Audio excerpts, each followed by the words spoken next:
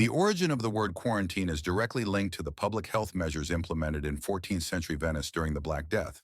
The story isn't a single, isolated event, but rather a series of evolving responses to the devastating plague. In 1348, the Black Death arrived in Venice, a major trading hub, by ship.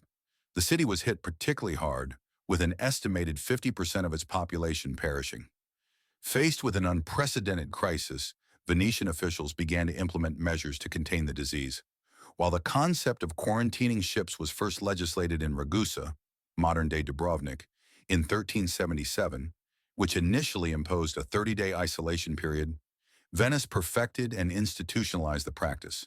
The Venetian government decreed that all ships and people arriving from plague-infested areas had to anchor offshore for a period of 40 days before being allowed to enter the city. This 40-day period was called the quarantina, a term derived from the Venetian dialect for 40 days.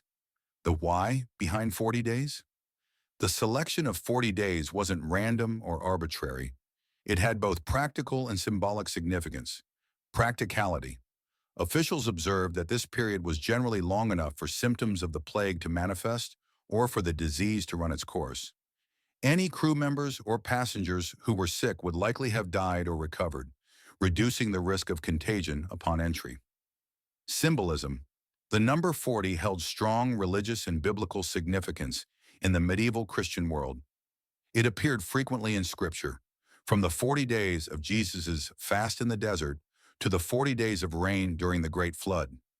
This symbolic weight gave the measure a sense of authority and divine purpose.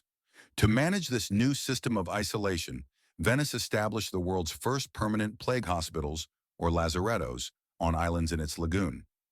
The Lazaretto Vecchio, Old Lazaretto, was established in 1423, followed by the Lazaretto Nuovo, New Lazaretto. These facilities were crucial for the quarantine system, as they provided designated places to house and treat the sick, while isolating them from the general population. The Lazaretto Nuovo, in particular, was used for quarantining people and goods arriving from ships. While these measures didn't stop all outbreaks, the Venetian quarantine system was highly effective in limiting the spread of the plague and was widely adopted by other European cities, cementing its place in the history of public health.